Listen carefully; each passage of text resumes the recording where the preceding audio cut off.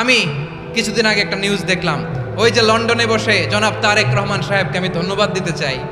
উনি সংবাদ শোনা মাত্রই ওনার দলের অনেক চাঁদাবাজকে উনি বহিষ্কার করেছেন। I do appreciate. প্রতিটি দলের এরকম ইনিশিয়েটিভ নেওয়ার দরকার আছে না নাই? যে কোনো দলে এই প্র্যাকটিসটা থাকার দরকার আছে না নাই?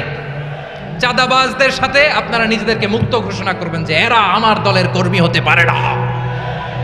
টেন্ডারবাজি, চাঁদাবাজি, দুর্নীতি, অপরাধ, দখলদারিত্ব, মজুদদারি, এগুলো সব কিছু একসাথে প্রতিরোধ করতে হবে, ঠিক কিনা বলেন?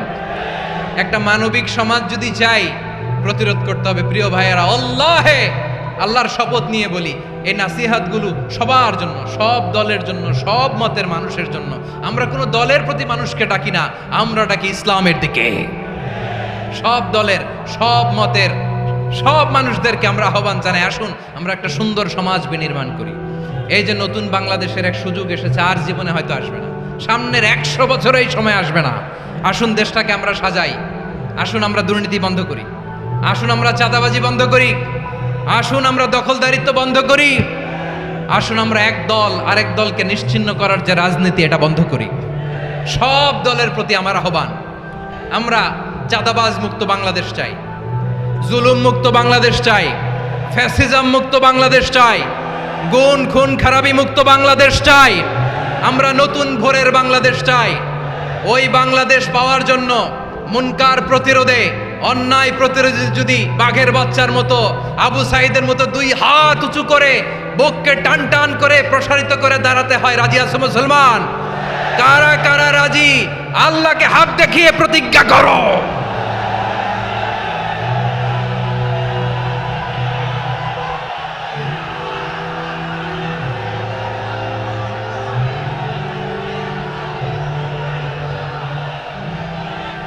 আমার প্রিয় ভাইয়েরা, বসুন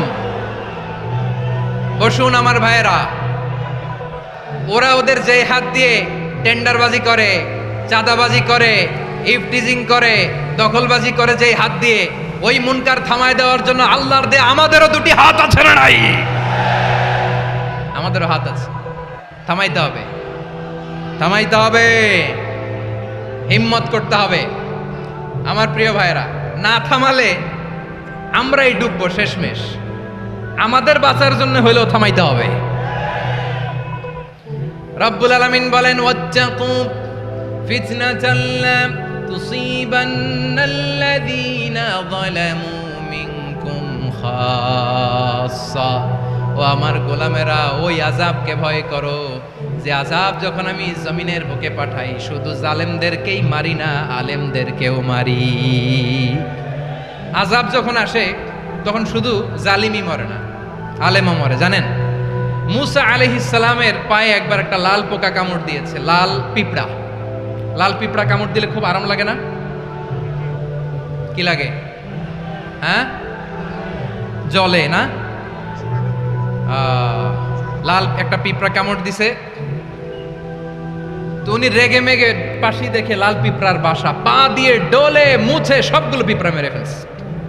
এই ঘটনাটা আল্লাহ ঘটিয়েছেন এজন্য। মুসা আলাইহিস সালাম ছিলেন কালিমুল্লাহ, সরাসরি আল্লাহর সাথে কথা বলতেন। তিনি আল্লাহকে জিজ্ঞেস করেছিলেন, আল্লাহ তুমি যখন কোনো জনপদে আযাব পাঠাও, শাস্তি দাও, ওখানকার শুধু জালেমরাই তো মরে না, ভালো মানুষগুলাও মরে, তো আযাব দিবা মুশরিকদের উপর দিবা, অবাধ্যদের উপর দিবা, ভালো মানুষগুলারে মারো কেন? আল্লাহ বললেন, মুসা তোমার যে কামড় দিছিল পায়ের মধ্যে পিঁপড়া, কয়টা পিঁপড়া? জোরে বলেন। একটা পিঁপড়া, তো সবগুলারে মারলা কেন? রেগে মেগে পুরো পিঁপড়ার বাসা ভেঙে ম্যাসাকার করলা কেন? এই মুসা, আমি যখন অ্যাকশনে যাই, আমি যখন শাস্তি দেই, তখন এত বাস বিচার করা হয় না, বাস বিচার করা যায় না। যখন অ্যাকশনে যাওয়া হয়, ওইটা ডাইরেক্ট অ্যাকশন হয়ে যায়। চিল্লায় বলো ঠিক কি না? এজন্য আমাদের বাঁচার জন্য হলে ওই পাপ থামাতে হবে, এই শয়তানের অট্টহাসি থামাতে হবে, অন্যায় অপরাধ সমাজ থেকে আমাদের থামাতে হবে। কারণ আযাব আসলে ওরাও মরবে, আমরাও মরব। একটা জাহাজ 2 তলা, আপনি আছেন 2য় তলায়, শুনতেছেন? শুনতেছেন? জাহাজ কয় তলা? আপনি কোন তলায়? 2য় তলায়। নিচের তলার কিছু লোক জাহাজের তলা ছিদ্র করতে আরম্ভ করছে। কি ছিদ্র করতেছে? আচ্ছা, জাহাজের তলা ছিদ্র করলে তলা দিয়ে কি ঢুকে? এখন আপনি যদি বলেন আমার কি, আমি তো 2 তলায়, আমার কি, আমি তো সেফ, আমি ইন দ্য সেফ জোন, আমি তো ভালো আছি, আমি তো ভালো আছি, ওরা ছিদ্র করে ওরা মরবে। আসলে কি শুধু ওরা মরবে, নাকি তলা ফুটো হলে ভিতরে পানি ঢুকলে আপনারও সলিল সমাধি হবে? তলা দিয়ে যখন পানি ঢুকবে, জাহাজ ডুবলে আপনিও মরবেন। এজন্য নিজে মরার আগে ওই পাগলগুলোর নিচতলায় যে থামাতে হবে, চিল্লায় বলেন ঠিক কিনা?